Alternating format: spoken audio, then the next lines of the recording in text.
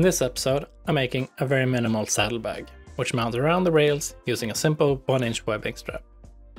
It's 4x3 by 2 inches, just enough to fit a spare tube, tyre levers, and a CO2 canister.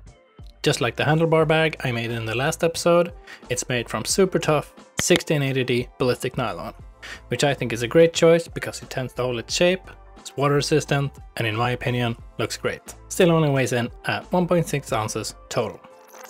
In the next episode, I'll be making a matching stem bag, so keep an eye out for that video as well.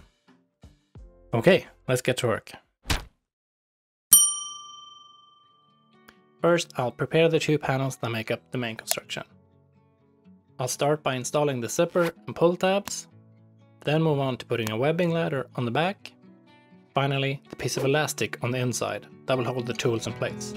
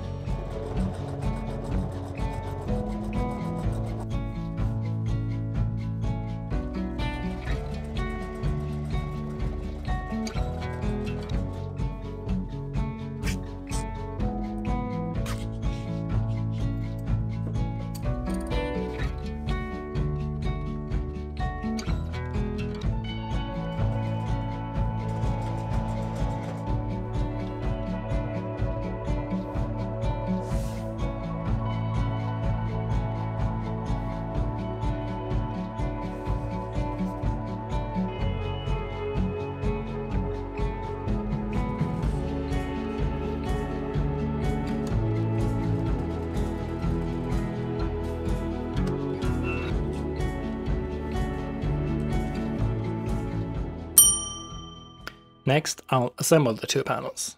The key to this is to first put notches where the corners will end up.